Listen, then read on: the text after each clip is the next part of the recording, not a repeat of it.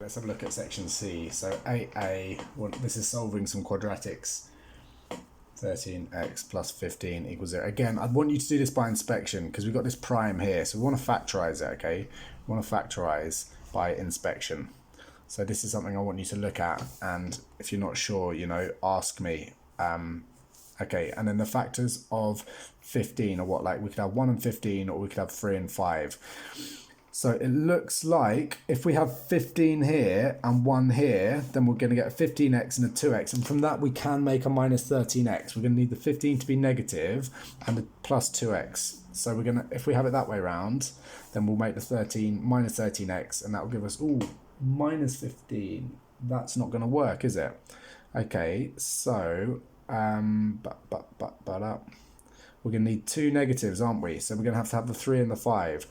So,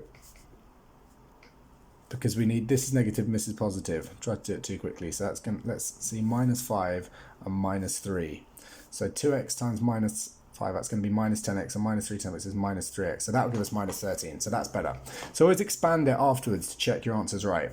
Okay, so then, so we've got 2x minus 3 is equal to 0. So 2x is equal to 3 and x is equal to 3 over 2. That's one answer. Or we've got x minus 5 is equal to 0. So x is equal to 5, and that's your second answer. Because we've got two things that multiply to give you 0. So either this is 0, and that's the first one there, or this is 0, and that's the second answer there. Okay, B. So we've got x plus 1 over 2 plus 2x minus 3 over 3 is equal to 3. So we want to get rid of the fractions. So if we times through by 6, that will get rid of all the fractions. So if we times this by 6, we're going to get... Oh, let's put all the working in. I maybe wouldn't put this step in, but I just want to make sure it's clear what's going on here. And then we've got to times this by 6 as well. Okay, so the 6 and the 2 will cancel, leaving a 1 and a 3. And the 6 and the 3 will cancel, leaving a 1 and a 2. I might have gone straight to this step here, but I just want to show you what's going on there. The one on the bottom of the fraction, I mean, if you see a 5, that's the same as 5 over 1, but you just write it as a 5, wouldn't you? So you can kind of ignore that. Expand the top. We're going to get 3x plus 3 plus 4x, and then careful with this sign, minus 6 is equal to 18. Collect like terms, we're going to get 7x minus 3 is equal to 18. So we're going to get 7x is equal to 21, and then x is equal to 3 when we divide by 7. Okay, C. We've got x squared plus 5x minus 5 is equal to 0. Okay, this is non-calc, right? It doesn't factorize. So what can we do? We can use the quadratic formula, or we can use completing the square. And I'm going to use that one.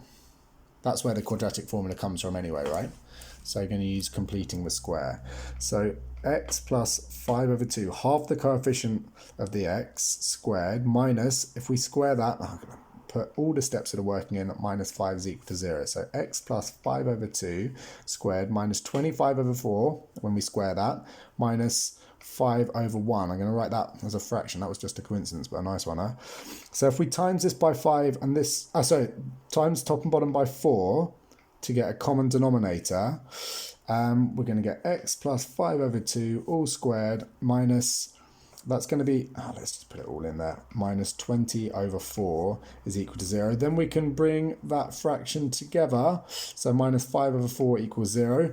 Now we can go on to solve this. Right, okay, bring minus 5 over 4 to the other side. So x plus 5 over 2 squared is equal to 5 over 4. Square root both sides.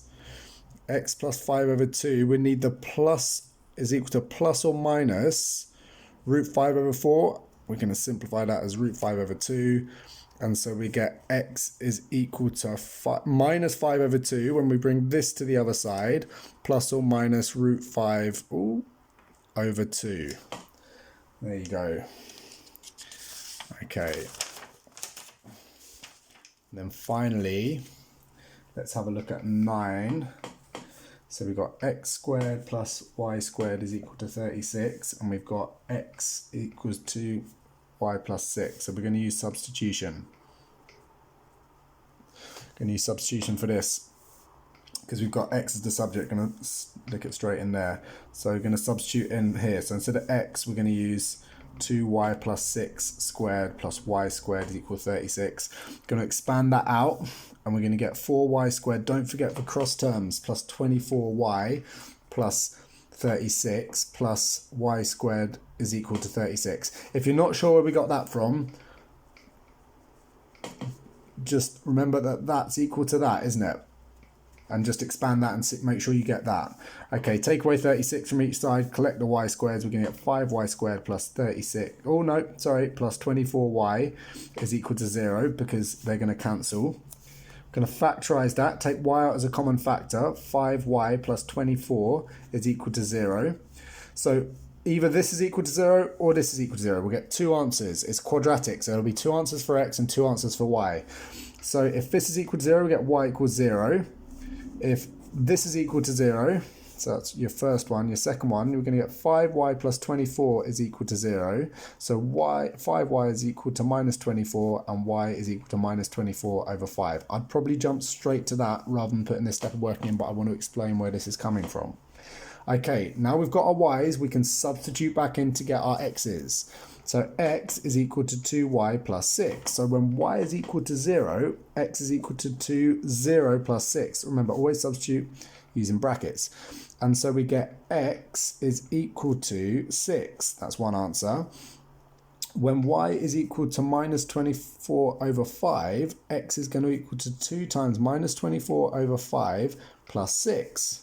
Again, it's non-calc, right? So that's minus 48 over 5 plus 6 over 1 times top and bottom by 5 by 5.